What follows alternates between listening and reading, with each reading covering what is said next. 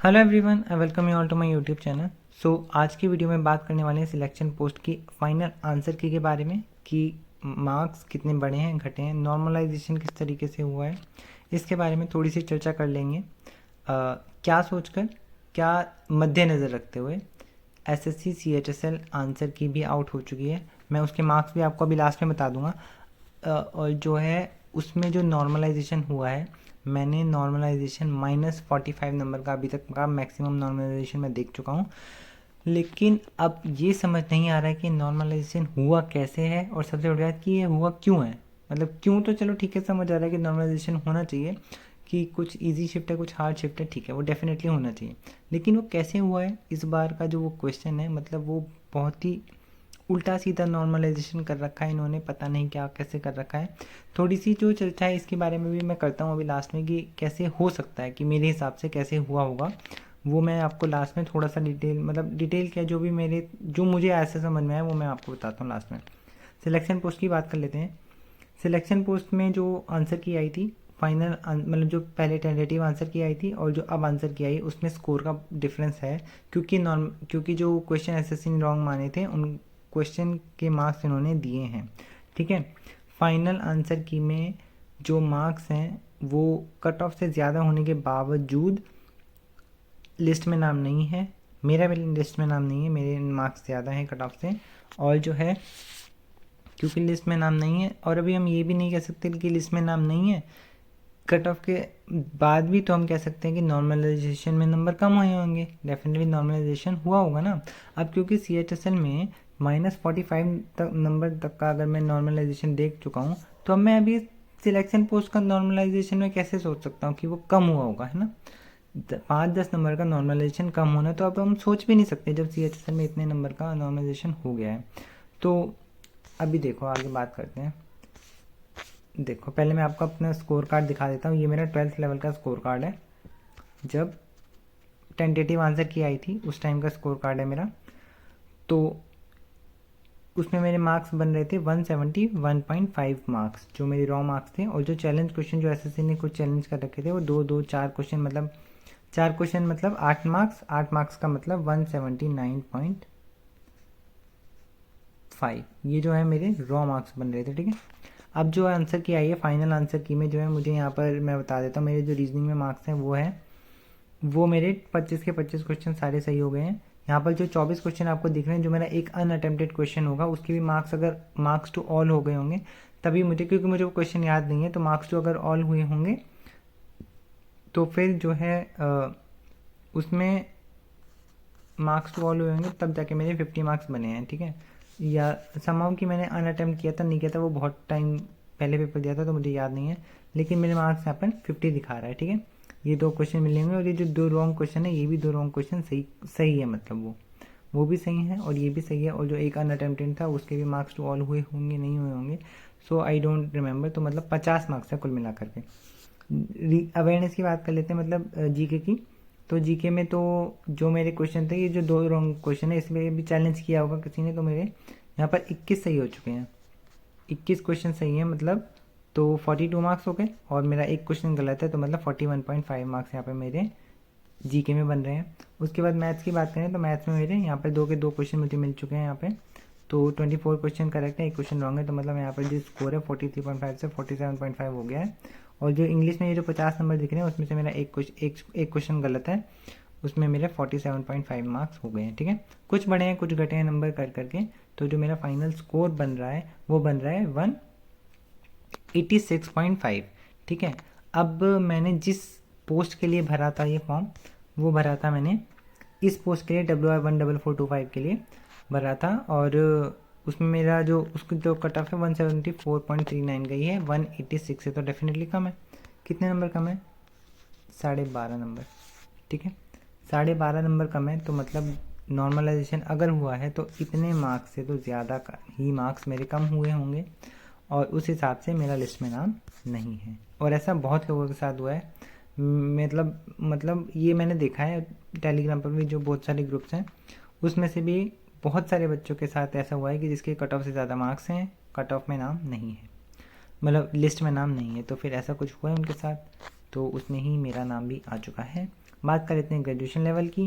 Graduation level में कुछ इस प्रकार से मेरा स्कोर था जब टेंटेटिव आंसर की आई थी।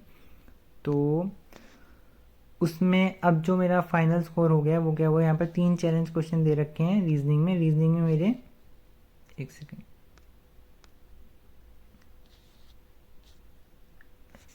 चल रहा है। तो जो रीजनिंग में जो मेरा स्कोर है वो मेरा स्कोर हो चुका है 41.5 से 50। ठीक है, मतलब रीजनिंग में मेरे सारे क्वेश्चन सही हो चुके हैं। यहाँ पे 3 ये वाला रॉन्ग वाला भी सही हो गया और ये 3 चैलेंज क्वेश्चन के भी मार्क्स मिल चुके हैं। ठीक है, अब बात कर लेते हैं जनरल अवेयरनेस में। इसमें मेरे 11 ही क्वेश्चन सही हैं, 11 क्वेश्चन सही हैं और यहाँ पर मेरे एक क्वेश्चन के मार्क्स मिल चुके हैं। तो यहाँ पर मेरे 22.5 मार्क्स हो गए हैं। और जो क्वान्टिटेटिव एप्टीट्यूड है यहाँ पर मेरे 16 में से यहाँ पर मेरे टोटल 19 क्वेश्चन सही हैं। फाइनल आंसर की में 19 क्वेश्चन सही हैं और मेरे 2 क्वेश्चन गलत हैं। जो मैंने यहाँ पर गलत है वो गलती हैं और 2 क्वेश्चन गलत हैं और 19 क्वेश्चन सही है। तो यहाँ पर 38 - 1 मतलब 37 मार्क्स यहाँ पर बन रहे हैं मेरे। और इंग्लिश की बात कर लूँ तो मैं इंग्लिश में मेरे 20 क्वेश्चन सही हैं, जो कि यहाँ पर ये 2 हैं और मेरे माइनस यहाँ पर रॉन्ग 5 नहीं है। मैंने एक अनअटेम्प्टेड किया था क्वेश्चन और उस हिसाब से मेरे 4 रॉन्ग क्वेश्चन हैं और 20 सही हैं। तो यहाँ पर मेरे 38 मार्क्स बनते हैं। तो इसलिए जो मेरा फाइनल मतलब फाइनल जो स्कोर है वो मेरा बनता है 147.5। ठीक है, अब मैंने जिस पोस्ट के लिए भरा था उसकी जो कट ऑफ गई है वो गई है। मैंने 2 पोस्ट के लिए भरा था, ये मेरी 2 पोस्ट हैं और कट ऑफ गई है 141.7 और 138.0। ठीक है, तो मतलब डेफिनेटली कट ऑफ से ज़्यादा मार्क्स हैं। अब यहाँ पर भी नॉर्मलाइजेशन हुआ होगा। और ये जो मेरे मार्क्स आए हैं 126, ये री एग्ज़ाम हुआ था मेरा, जो मेरा 25 जुलाई की शायद शिफ्ट जो 26 जुलाई की या शायद 26 जुलाई की फाइनली, ओके ठीक है, फाइनली 25 जुलाई की जो 3rd शिफ्ट थी वो मेरी कैंसिल हो गई थी आरके डिजिटल कंप्यूटर सेंटर से। और फिर जो है मेरी रीशेड्यूल होके वो गुरुग्राम में एमएम पब्लिक स्कूल है वहाँ पढ़ा था सेंटर, तो वहाँ पर पेपर हुआ था। और उस टाइम का पेपर जो है वो बहुत ही ईजी, मतलब कंपैरेटिवली तो बहुत ही ईजी था जो पिछले 25 जुलाई वाली शिफ्ट थी। इसलिए मेरे 100+ स्कोर है यहाँ पर, जैसे कि आप देख सकते हैं। वरना उस टाइम के अगर मार्क्स पता होते तो मतलब मार्क्स मिलते तो मेरे डेफिनेटली 80 से तो कम ही स्कोर रहता। ठीक है, तो ऐसे मार्क्स बन चुके हैं। तो ये तो बात हो गई है कि कट ऑफ से ज़्यादा मार्क्स हैं और लिस्ट में नाम नहीं है। तो ये सारा खेल किसका है, नॉर्मलाइजेशन का। नॉर्मलाइजेशन का स्कोर है। बात कर लेते हैं थोड़ी सी तो CHSL के बारे में एक बार बात कर लेते हैं। CHSL में जो नॉर्मलाइजेशन है, बहुत ज़्यादा नॉर्मलाइजेशन में नंबर कम हुए हैं, नॉर्मलाइजेशन में नंबर बढ़े भी हैं, कम नंबर बढ़े हैं, ज़्यादा नंबर कम हुए हैं। इक्वी परसेंटाइल मेथड से सेम परसेंटाइल के, मतलब मान लो अगर 10 शिफ्ट हैं, 10 शिफ्ट में अलग अलग अटेंडेंस है। मान लो यहाँ पे ज़्यादा बच्चे आ गए शिफ्ट में, यहाँ पे कम आ गए उससे, और यहाँ पे मॉडरेट से बच्चे आ गए। अब ये जो इसमें ज़्यादा बच्चे हैं, ज़्यादा बच्चों में से हमें इक्वी परसेंटाइल मेथड लेनी है। अब हम डेटा अगर मैं एग्जांपल के लिए ले लेता हूँ। मान लो 1 लाख लोगों ने पेपर दिया, 1 लाख लोगों ने मतलब फॉर्म भरे, 1 लाख लोगों ने फॉर्म भरे। मान लेते हैं 1000 वैकेंसी हैं और उसको CHSL में जो है 10,000 बच्चे चाहिए होंगे, क्योंकि 10 गुना बच्चे लेते हैं। अब 10 गुना बच्चे के लिए 10,000 चाहिए। अब 1 लाख लोगों ने फॉर्म भरा तो 1 लाख बच्चे देने तो नहीं आए होंगे पेपर। मान लो पेपर दिया 70,000 लोगों ने। अब ये 70,000 लोग अलग अलग शिफ्ट में अलग अलग अटेंडेंस होगी। मान लो पहली शिफ्ट में वो 10,000 बच्चे आ जाते हैं, दूसरी, और 10,000 की कैपेसिटी है एक दिन में, है ना, लेट सपोज। तो उसके बाद जो है फिर 5,000 आ जाते हैं अगली शिफ्ट में, फिर 6,000 आ जाते हैं अगली में, फिर आ जाते हैं 4,000 अगली में। ठीक है, तो अलग अलग अटेंडेंस हो गई। अब जो हार्ड शिफ्ट है और जो इजी शिफ्ट है वो किस बेसिस पर बनती है, वो बनती है कि एक शिफ्ट में अटेंडेंस कितनी है, कितने ज़्यादा बच्चे आ रहे हैं, और उन बच्चों में से कितने, मतलब जिनकी अच्छी तैयारी है वो आ रहे हैं और जिनकी कम तैयारी है वो आ रहे हैं। ठीक है, तो जिनकी अच्छी तैयारी है उनके अच्छे मार्क्स आएंगे और जिनकी कम तैयारी है उनके मतलब ठीक है नॉर्मल से कम मार्क्स आएंगे। सो अगर किसी शिफ्ट में ज़्यादा बच्चे आ गए, एक शिफ्ट में पढ़ने वाले डेफिनेटली लोग तो पढ़ रहे हैं, ठीक है, जितना भी है कंपटीशन अच्छे खासे लोगों में है, ठीक है, तो उनमें से अगर एक शिफ्ट में ज़्यादा ही पढ़े लिखे आ गए बच्चे, ज़्यादा अच्छी तैयारी वाले, तो उस शिफ्ट में अगर वो हार्ड शिफ्ट भी हुई तो उस हार्ड शिफ्ट में नंबर आ जाएंगे पढ़े लिखे बच्चों के ज़्यादा। तो उस हार्ड शिफ्ट को जब ज़्यादा नंबर मिलेंगे तो वो हार्ड शिफ्ट क्या बन जाएगी, ईजी शिफ्ट बन जाएगी। वो ईजी शिफ्ट बन जाएगी तो उससे नहीं फ़र्क पड़ेगा कि क्वेश्चन का लेवल कैसा था वहाँ पर। तो सारा हार्ड और इजी शिफ्ट का जो खेल है, मतलब जो गेम है, वो उस पर डिपेंड कर रहा है कि एक शिफ्ट में कितने बच्चे आ रहे हैं, कितने पढ़ लिखे आ रहे हैं, मतलब कितने अच्छी तैयारी वाले आ रहे हैं, कितने कम तैयारी वाले आ रहे हैं। तो वो उस पर डिपेंड करता है, हार्ड और इजी शिफ्ट। तो जो नॉर्मलाइजेशन है वो इस बेसिस पर तो आप छोड़ ही दीजिए कि पेपर मुश्किल है और पेपर आसान है। डेफिनेटली ये फैक्टर है ये फैक्टर, लेकिन इस पे ज़्यादा डिपेंड नहीं कर रहा है। डिपेंड कर रहा है कि पेपर कितने बच्चे कैसे पेपर दे रहे हैं, ठीक है।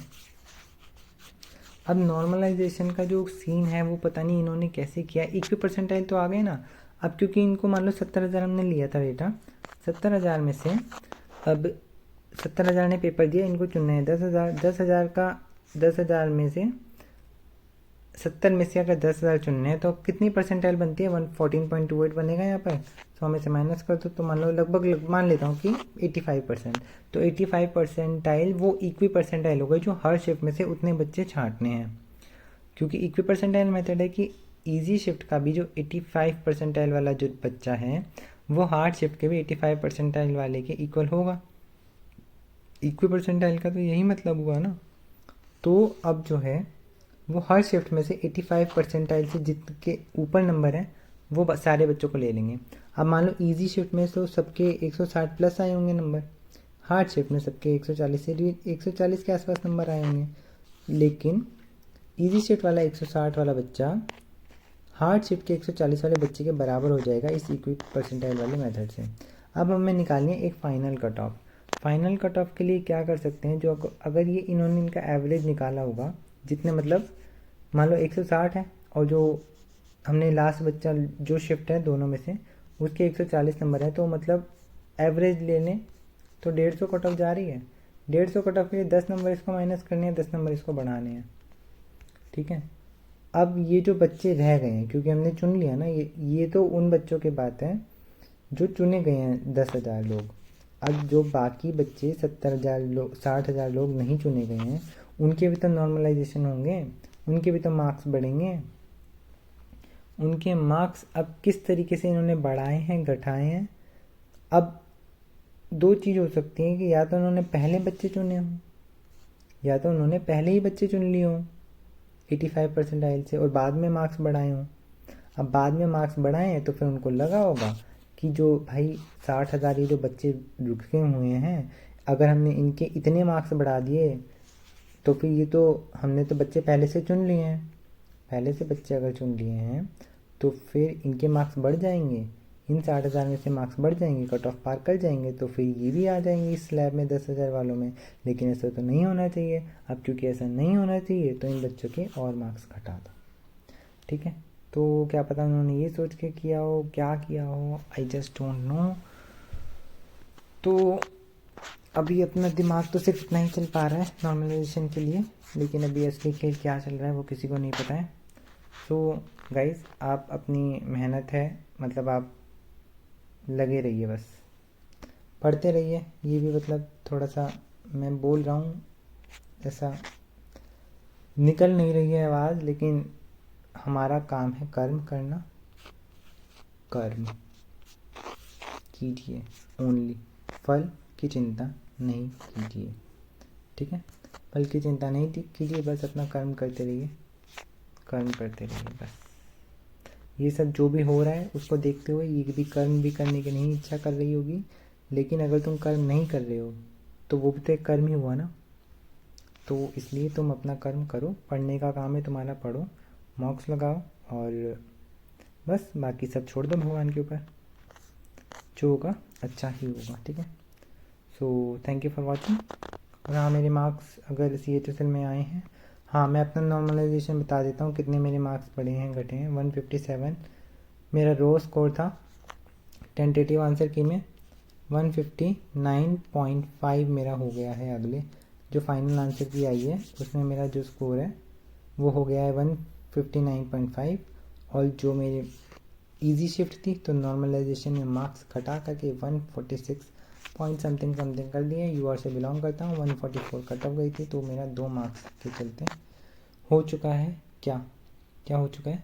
प्रीलिम्स क्लियर हो गया है, ठीक है। बच गए, मैं तो इसको एक किस्मत ही कहूँगा कि किस्मत थी भैया। तो हमारे कम नंबर मतलब कम नंबर कम हुए और हमारे जो है कट ऑफ से ज़्यादा मार्क्स आ गए और सिलेक्शन मतलब प्रीलिम्स हो गया क्लियर। बाकी अब मेंस की बारी है, देखते हैं मेंस में क्या होता है। सो हमारे हाथ में सिर्फ अपना कर्म है, तो आप कर्म करते रहिए, ठीक है। सो मिलते हैं ऐसे ही किसी दूसरी वीडियो में। Till then keep learning, keep studying and don't lose hope, ठीक है। Okay, bye, thank you for watching.